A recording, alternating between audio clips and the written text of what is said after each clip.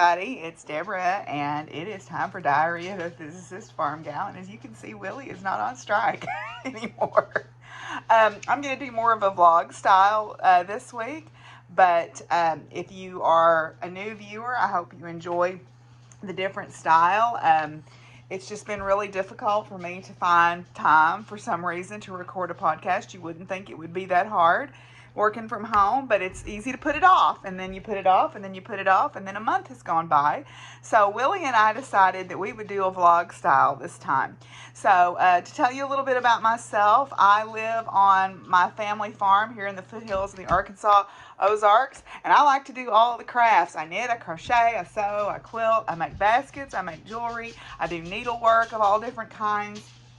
I've got some new crafts I want to try out. I make baskets, all kinds of stuff. So I'm also a professor of physics and astronomy at a local university. Right now I'm teaching from home because of the COVID-19 pandemic. I just feel safer working from home. I am also a farmer. I am a third generation family farmer. I raise grass-fed beef cattle. I raise horses. I have a dwindling flock of heritage poultry thanks to the raccoons. We'll talk a little bit more about that in the clip. I'm working on that though. Set my traps out. I have rabbits, and I like to do canning and preserving and all those things and make soap. And as you can tell from my sweet little co-host Willie here, I am fur kid mom to 14 dogs. Is it 14 or 13? I forget. 13, because we lost Custeroni. I'm sorry about that. Custer, 7 cats, because we unfortunately lost little Milo, and a bunch of outside barn cats. So yeah, I'm just going to go in straight to social media from here. I have a Ravelry group for the podcast. I also am on Ravelry and Instagram as Dog Firewoman. I have a farm Facebook page that's called Buckthorn Farms, just like my YouTube channel. I am on Twitter, but I am a very socially liberal, outspoken Democrat. And no, I'm not getting a Parler account, so don't at me with that if you are. You do you, boo, but that ain't my people. That ain't my people over there. So I don't want anything to do with that. Anyway, so there's a bunch of make-alongs going on that will wind up at the end of the year. I need to do a draw for the I Am Worth It make-along, so maybe I'll do a little short clip at the end of the video. Yeah, so that's pretty much us. So Willie and I are glad to see everybody. We're glad you're here. We hope you enjoy this vlog style video. And if you want to see more of my regular videos, go back and watch some of the previous ones. I hope I'm going to do Vlogmas this year for Christmas, because I know a lot of y'all enjoy the daily vlogs here on the farm. So thank y'all for sticking with me. I hope that you're all doing okay. So enjoy the vlog. Okay, y'all, I thought I'd show you some of the things that I've been working on. Right now, I'm primarily trying to finish my Changes shawl. It's a pattern that came out in 2018, for those of you who are not familiar with it. One of the dogs has decided to get a drink now that I'm talking. By Mina Phillip, the knitting expat, and it's a really large shawl that's made in sections. You knit from the center out, so you do one end and completely finish it, and then you do the other. So I had finished one half of it. So I had finished this part on this end. Okay, so that's the one end. So now I am about, if I'm guessing, I'm about 75% of the way done, because I have completed the middle, the waffle texture section. Last time I podcast, I was down here. So I've completed that section, and now I'm working on this twist section, and I'm through the first repeat of it. So I've got 2 more 10-row repeats to go on that, and then I'll knit the section that goes here. So yeah, you can see how big this is. So it's going to be a large shawl, but I'm really happy with the colors I picked out. I've said this before, but the gray and the rainbow, this is a rainbow mini pack that was from Kimmery Knit Knacks, and then this gray is called Steel, and it's also Kimmery Knit Knacks. And unfortunately, we lost Kim this year, so that makes this shawl a little bit more special to me. I always enjoyed visiting with her, the times that I would see her. So anyway, so something special to remember her by. So let me put that away. excuse me, I have been making balm and soap this morning, and after getting done with that, I'm going to eat some lunch here, but I thought I would quickly just record a little video of what all I have gotten done so far, or worked on, you know, in the last little while since we last visited. You would think that recording podcasts would be easier when you're working from home, but it's so easy just to say, oh, I'll do it tomorrow, or I'll do it the next day, or whatever. And so I thought, well, I'll just kind of record it piecemeal this time and see how that goes. Okay, so another thing that I started since the last time we visited, and this is in a bag that Maria sent me. It's covered with cat hair, but Maria out in California, or Colorado sent this to me, and it's got witchy stuff on it, so that makes me really happy. I started the Hoarfrost cowl by Maria from Ninja Chickens. So Maria from Colorado sent me the bag, and Maria from Ninja Chickens did the pattern, and this came out, I believe, last winter. And it is a colorwork cowl. I am knitting this in Chicken Coop Dye Works. And these two colors, let's see, this one is called Ice and Snow, and this one is Poinsettia, and this is something for Tweety. It's called Chicky. And it's a colorwork cowl, and I'm just barely started on it, so I've just gotten into the color work on it, but that's kind of how it's looking so far. And my floats are looking a little bit better than they have on the first couple of things that I've tried. So I guess, you know, practice makes perfect, right? So let me see if I can show this a little bit better here. Excuse me. The length of the cowl is adaptable. I mean, the width, I guess. So if you want to wrap it or whatever, it's got snowflakes on it. So that's how far I am on that. I just started playing around with that. I guess the other thing that I will show you as far as fiber goes is my socks. I have made a little bit of progress on those, but then after October ended, I kind of lost my mojo for knitting on my Halloween socks. But I did get a little bit done. Let me reach and grab these. Oof. Okay, in my April 9 Designs Halloween Kitty Cats bag here, I'm knitting the Twizzler socks, which are free on Ravelry. And the last time I showed them to you, they were down here. So I put a little bit of work on them. This is Andromeda Sock Yarn Witching Hour. Okay, so that's how far I am on those. And you can see it's just a slip stitch pattern. I'm almost ready to mark my heel. I'm going to do an afterthought heel on these. And then the toe is just a scrap. I can't even remember what that is. A scrap fingering weight, dark gray that I had. And that's what I'm going to use for my heel and my cuff. So Witching Hour, Andromeda Sock Yarn, my little progress keeper there is by Charmed and Dangerous, just like the one on the other one was, because, you know, I love her stuff. But anyway, so that's that. I guess the only other thing that I will show is a stitching item. It's my Fright Night. I didn't get finished with it. I'm really bad about finishing what I've decided. I think the last time I showed this to you, I just had the Halloween part on here with the spider web. So I have done quite a bit of work on this. So it was a stitch along by Fat Quarter Shop. And so the Halloween was the first week with the spider web, then the moon and the bat, then the top half of the house, the bottom half of the house, and then over here is going to be a dead tree with a pumpkin. So I've got to get that finished. So that's going to be, when I finish my changes shawl, I'm going to try to finish this and then move on to, and I just dropped my needle. Okay, well, you know, that's the way the day is going, isn't it? So those are the kind of the crafty things that I have been working on. I did make a couple of baskets, and they're sitting here behind me, so I'll show you those real quick. Put this up. Excuse me, I've got a tickle in my throat for some reason right now, and I don't really know why. It just happened when I started recording, so that's about how it goes. We've got Fizzy and Luna over here giving each other baths. This box contains something very exciting. This has the fabric in it that I'm going to put on the back of my marine life blanket. I finally found the fabric that I wanted, and it's there. So this is one of the baskets that I made. This is a kit. This was from the Joanna's Collections, and it's called the Footed Storage Basket.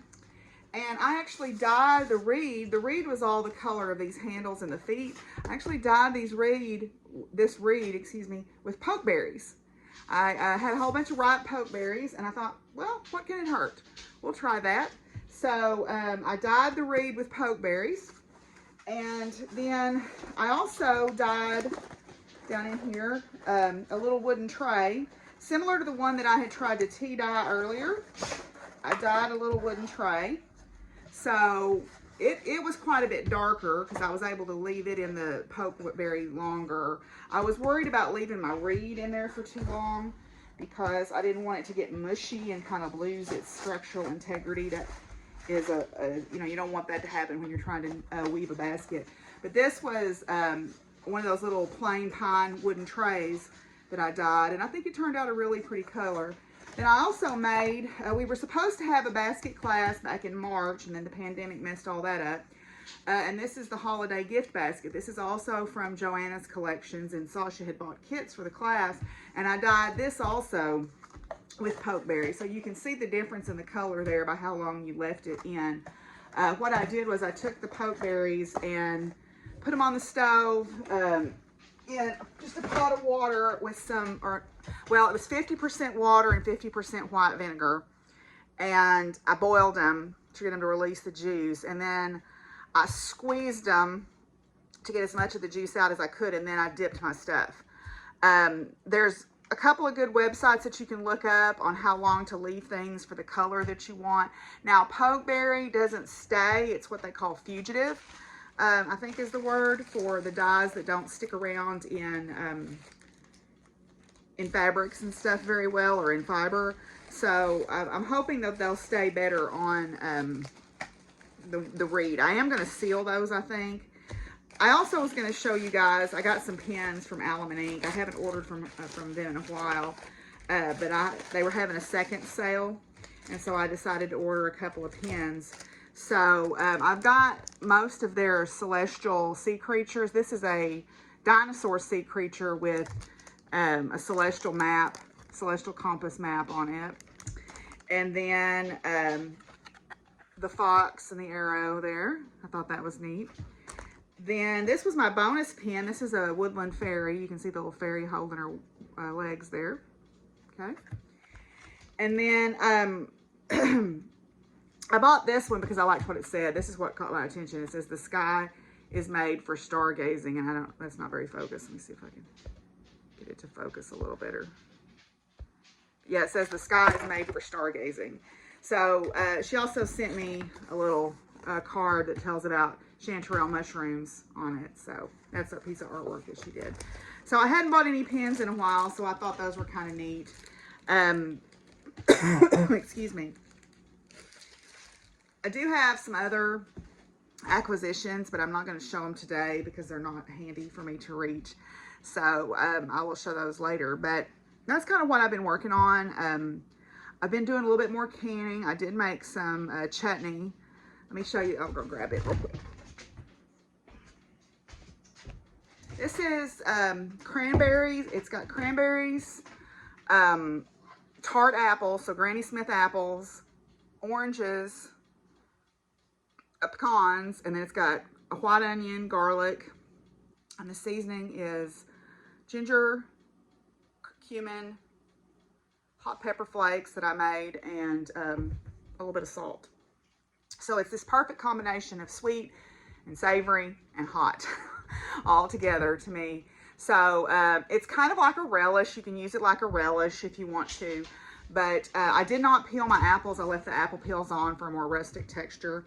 So yeah, so I got, I think, six and a half pints out of what I made that day. So I'm really pleased with that. It's beautiful to look at too. Then also Carol had given me some of those cotton candy grapes that are like, taste like cotton candy. Somebody had given her a whole bunch and she couldn't eat them all. So I ate a bunch, and then I also made grape jelly out of them. And this tastes like cotton candy. This beautiful golden yellow color too, so I'm really tickled with that.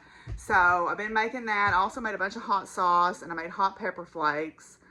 Then this morning I made yarrow and plantain heel balm, so like for dry cracked feet. I made some rose salve for your skin, like rose skin cream. And right now, cooling over there, I have a wildflower and oat sugar scrub bar.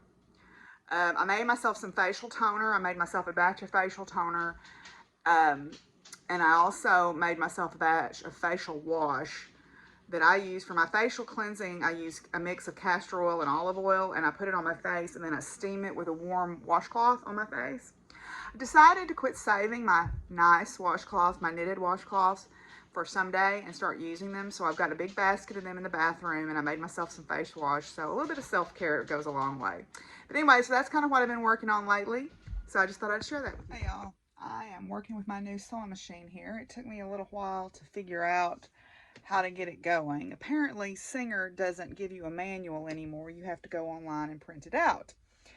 And I find that the instructions are super vague on how to wind the bobbin on this particular style of machine. It's a front load bobbin instead of a top load, and I've never had one of those before, and I was getting really frustrated, but luckily YouTube came through in a clinch for me. So it seems to be working okay now, but this is a Singer C5200. It's the multifunction machine. It's very similar to the old one that I had, except there are a few small differences that I'm noticing. I like it okay now that I've got the bobbin figured out. The manual, I printed the manual out, and I also have the quick start guide, and neither one of them were super clear about what you were supposed to do, but thankfully there's a really good video from Singer online that showed how to fix it. So I am working on doing some decorative stitching on a piece. Y'all have seen this probably before, I think. It was a piece that I started a long time ago, and it's one of those printed panels that's a fall piece. So what I have done is I have just done some decorative stitching on the edges right now, kind of going around the edges, just playing around with the machine more than anything. But I've also got these little appliques. I had these leaf appliques in my stuff, and one of the things that I have tried to do during the pandemic is use up things that I already have. Try to get more mileage out of things that I already have, because I tend to hoard stuff. Y'all know this about me.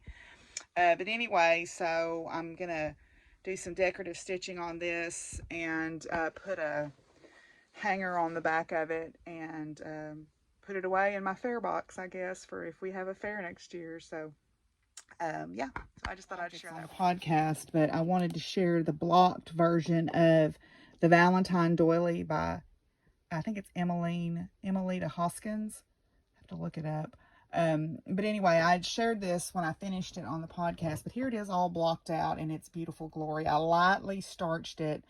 I didn't starch it too strongly, but just enough to make it have some definition. So there's the blocked version of the Valentine heart doily. So this is kind of what I've got going on in the kitchen. I've been drying. These are mostly hot peppers. I put some mint leaves and some ginger root and stuff in there too. But I'm drying these hot peppers, and I'm going to grind them up and make hot pepper flakes. And then you can see I've got my water bath canner here. I'm getting some jars hot because I've got some things going on here. These are those cotton candy grapes that are like super sweet, taste like cotton candy. I'm cooking them down, and I'm going to squeeze that out and make some grape jelly. And then in here I have a cranberry apple orange pecan chutney. So it's got a sweet and savory profile because it's got cranberries, Granny Smith apples, oranges, slices, pecans, but it's also got onions and garlic and cumin in it. So it's a really interesting sweet and sour profile. It's kind of like a relish almost. So that's what I'm going to be canning up this afternoon. And then over here in this dehydrator, I have what's left of my dehydrated marshmallows, which I think are an awesome snack. But I also dehydrated some rose petals and some cosmos because I'm fixing to start making soaps and balms and stuff, so that'll be fun. Then over here, I've got the last pickings of the garden. Got some eggs in there too.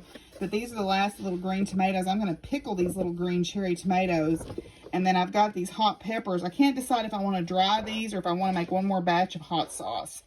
So yeah, that's kind of what's going on around here today. Hi, Reese's. You showing off?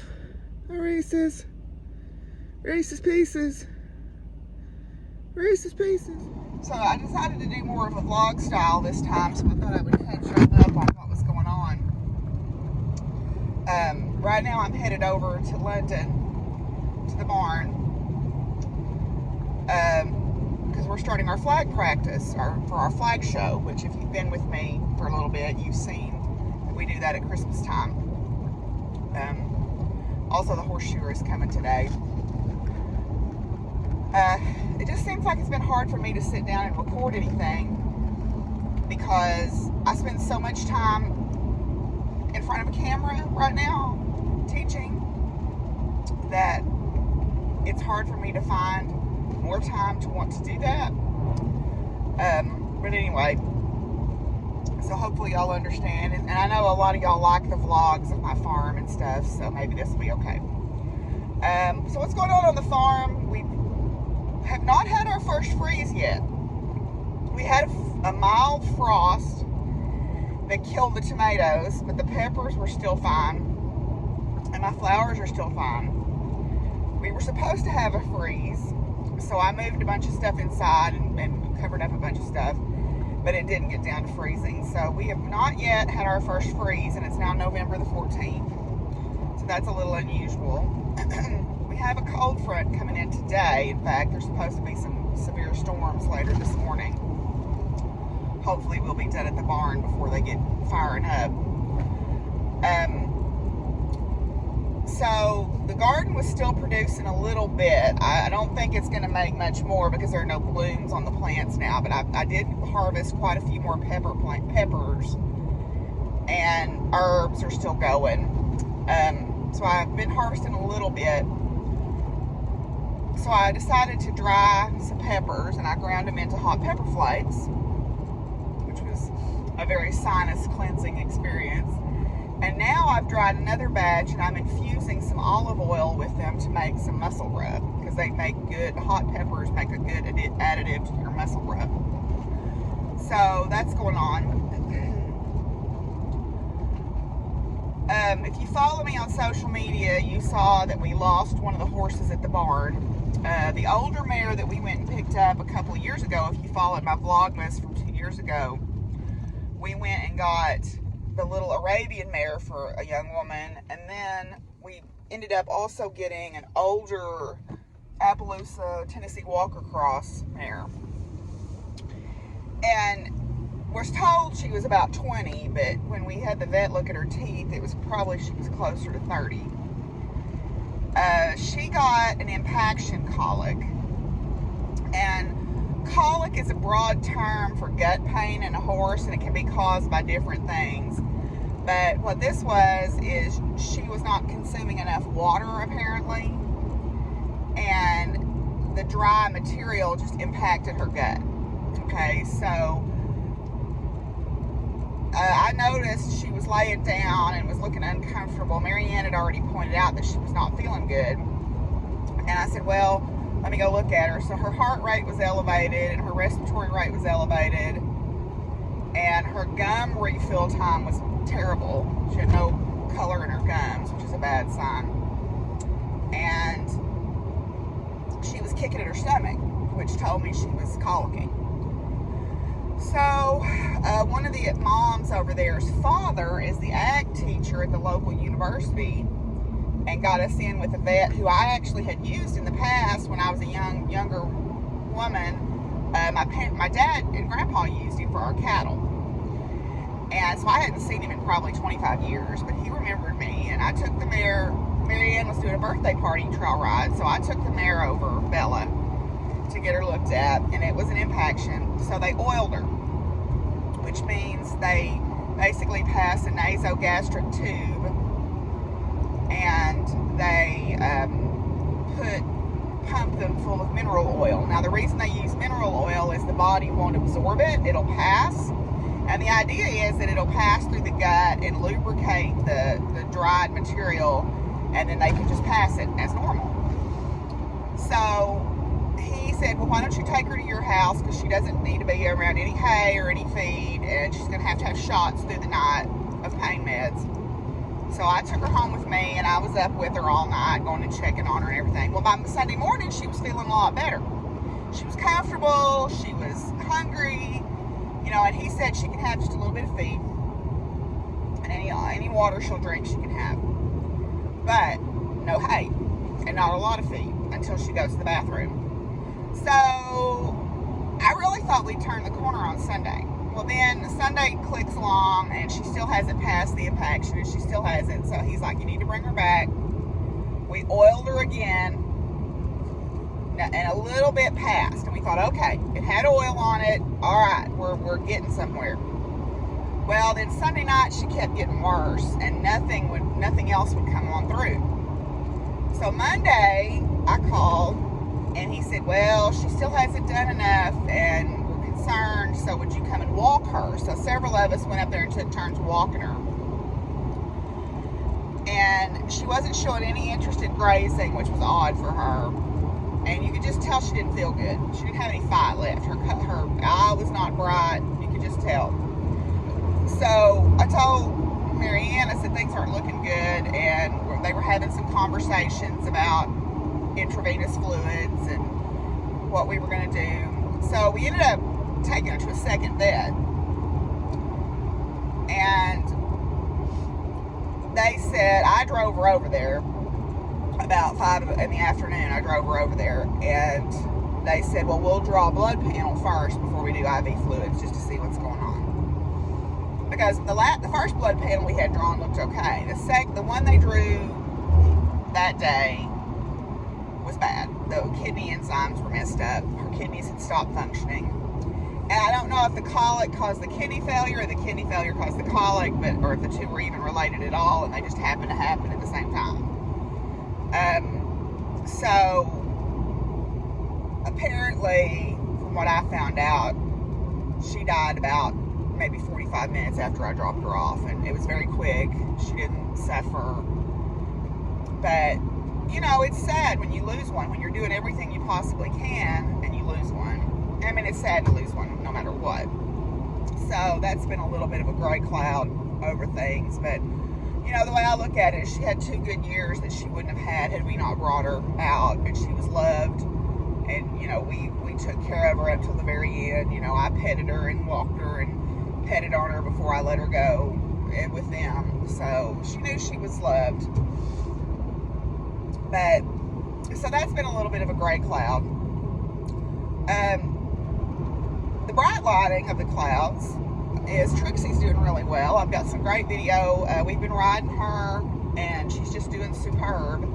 So we're just going to continue to work with her. Bo is kind of showing his behind a little bit with Melissa. He's kind of trying to exert his authority, so we're going to have a little bit of a conversation with him about that. I've been doing a green horse class for some of the newer rainbow riders that have started moving up to some of the green horses, or to the horses that are not the dead broke foxtrotters. And so I've been working with them, and that's been pretty fun. And I've been riding, of course, and enjoying that. I'll put some video in of the horses getting adjusted too. I had my 3 of mine adjusted by the vet does the chiropractic adjustment on them, and it's mostly like it does for us. It's maintenance. Trixie had her first one. It was really good. I was really proud of her, so that was good. The cattle all seem to be doing well. You know, they're getting their winter coats, and I'm putting hay out now, and I've got a raccoon back, and I keep trying to trap it, and this one's smart because it's avoiding my trap. So I'm down to about 10 chickens, which is disappointing because at one point I had like 25. So, you know, I'm trying to trap it and get rid of it, but that's easier said than done sometimes. So, yeah, that's pretty much what we're doing on the farm. I did make a batch of cranberry chutney, which I'll post some pictures of. I kind of riffed on a recipe that I found online. It's kind of an amalgamation of a couple of different ones. It's got cranberries and tart apples and orange and pecans and onions and garlic, and it's got a spice mix of salt and hot pepper and cumin. And I put a little, and it has vinegar in it, but I put a little balsamic vinegar in it just to brighten that taste up a little bit. So I'm really pleased with that. I've got a batch of fire cider going, which is a good immune boosting drink concoction that you can make. The batch or the recipe that I used has got onion, garlic, ginger root, turmeric root. What else has it got in it? It's got apple cider vinegar and oranges, lemons, grapefruits, hot peppers. And then this one calls for any kind of fresh herbs, so I put rosemary in it. And then you let it steep for about 6 weeks, and then you strain it. So we'll see. I figure it can't hurt in these times. It can't hurt to have all the immune boosting goodness you can have, right? I also decided I want to try an experiment. I'm not a drinker anymore. I don't really drink much.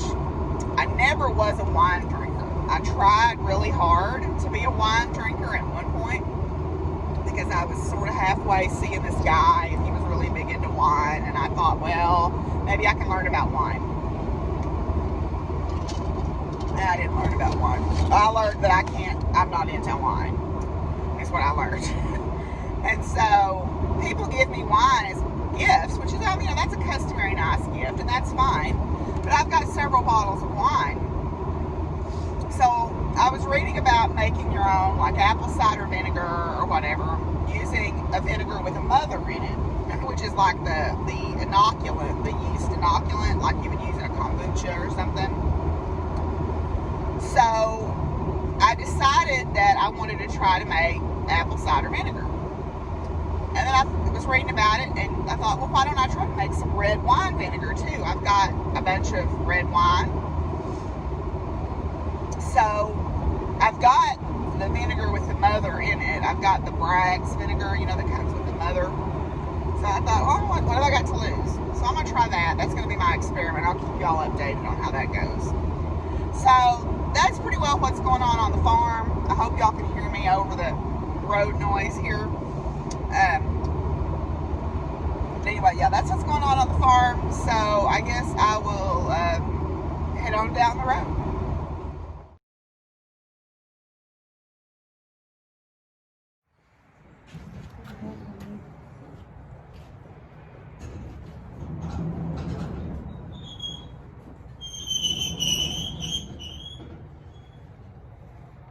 How you doing, Bo? Oh, yeah. Came to life, didn't you?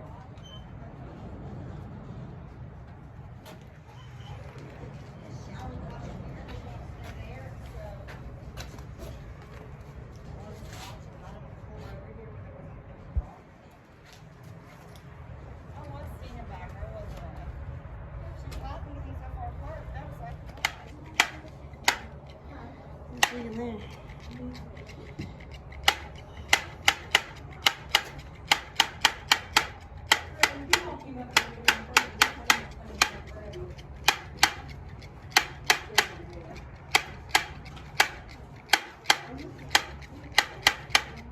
Riding.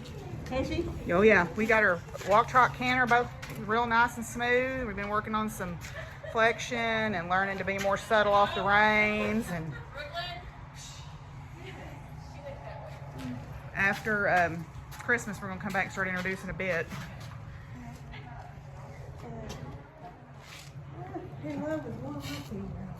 She's a good little girl.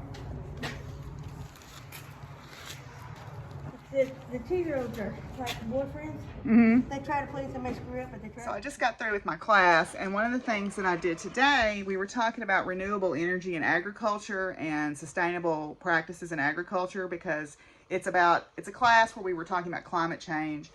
And one of the things that I did was I showed them the Arkansas Division of Agricultural Research and Extension, the University of Arkansas page, where they can find all this free stuff. And I was saying, there's all kinds of free information on here. And most of them didn't know about it. So I was really excited to get to show them that, because there's all kinds of stuff about home gardening and canning and your yard management. And even if for people that are not necessarily into farming, there's stuff in here about managing your yard and and things like that. So they're like, wow, that's a cool resource. I'm like, yeah, and it's all free. So science and farming crossed over there, which is really cool. So yay. Well, it's that time of year. It's time to start putting hay out. I bought 200 bales of hay this year. And I started putting it out about 2 weeks ago. So you can see I store most of it in my yard. This is about 130 bales that's over here right now. And then my hay man will bring the rest of it as I have room. So yeah, 130 bales of hay. That's a chunk of change right there, but that's what keeps the cows through for the winter. So I'm gonna start putting out hay. Y'all ready for some hay? Huh? Yeah? Okay, I'm gonna put your hay out. Yeah, y'all are all waiting, aren't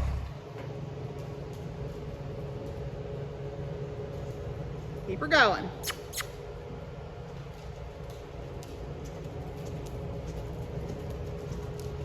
Yes.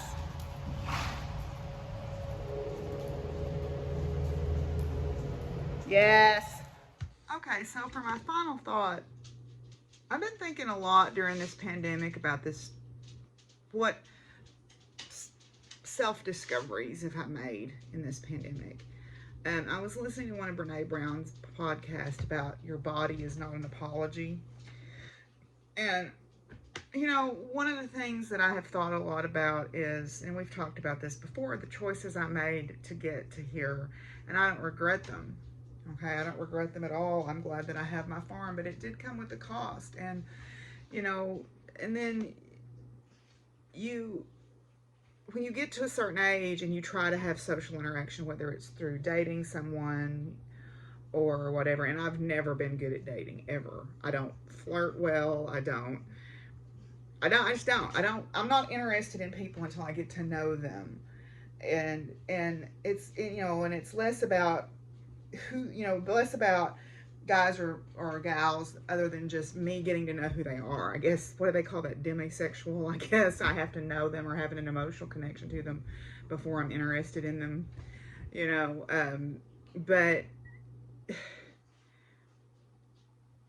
I go through these periods of time where I don't feel worthy of anything, you know, whether it's the farm or whatever. And I think it's easy to get in your head, especially when you spend a lot of time alone, like we're all having to do right now.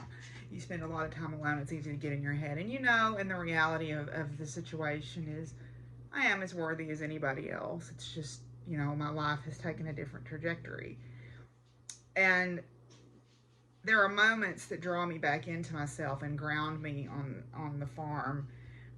I talked about seeing the really old trees in the woods the day my friend Tim and I were walking the fence rows, and you know, I experience these moments of connection or spiritual connection when I'm on my horses, or when I'm digging my hands in the dirt in the garden, or I'm making something, or I'm spending time with my animals, or whatever. And one of the things that happens this time of year that makes me feel very connected is the geese flying over. Okay, we're on a flight path for the Canada geese to migrate south, and they'll be, you know, one of the sort of the first hallmarks of winter's arrival or coming is these huge flights of geese that come over. It's usually late in the evening. There's a large wildlife preserve south of me, probably about 10-15 miles due south as the crow flies. And they overnight there a lot of times, where there's a huge numbers of snow geese that winter there. So it's not uncommon to hear them, you know. And one of my most treasured experiences that I'll always remember is being out on it was a night of a full moon. It was very clear. It was cold, and there's probably a couple of thousand geese flew over. You could hear them honking, and you could see them reflected in the moonlight, and it was really a neat experience. So those are those little treasures that I put away within myself for when I get in these other more negative headspaces, you know, that I open up my little treasure box and remember that these are the things that ground me. and make me feel alive and real. So I was trying to think, and I save things away and think that this is what I want to read, but I always seem to decide at the last minute. There's always something that comes up at the last minute. And so today I wanted to read Mary Oliver's Wild Geese poem, because it kind of speaks to that whole, your body is not an apology. You are allowed to be who you are, whatever, you love who you want, be who you want, be yourself, whether it's tattooed or pierced or long hair, short hair. Love whoever you want to love, believe in whatever gods or goddesses, or that all that is and all that is not, as my friend Gina says, whatever. You're allowed those things, because we all have a place in the family of things. So, Wild Geese by Mary Oliver. You do not have to be good. You do not have to walk on your knees for 100 miles through the desert repenting. You have only to let the soft animal of your body love what it loves. Tell me about despair, yours, and I will tell you mine. Meanwhile, the world goes on. Meanwhile, the sun and the clear pebbles of rain are moving across the landscapes, over prairies and the deep trees, the mountains and the rivers. Meanwhile, the wild geese, high in the clear blue air, are heading home again. Whoever you are, no matter how lonely, the world offers itself to your imagination, calls to you like the wild geese, harsh and exciting, over and over announcing your place in the family of things. So I feel that when I'm here, I'm very grateful that I have this farm. I'm grateful that y'all understand and have come on this journey with me over these past 2.5, almost 3 years now. 3 years, 2 years? I don't remember. I guess 2 years, almost 3 years. I've made wonderful friends. I'm very grateful for you, so I hope that you are all doing well. Remember, we have a Zoom group that meets. If you get lonely and want some company, just message me on Instagram or Ravelry or Facebook or wherever. And we'd love for you to join us. And I hope that y'all are all doing well. And until I see y'all again, y'all be good to each other and take care of each other. And peace out, y'all. Bye.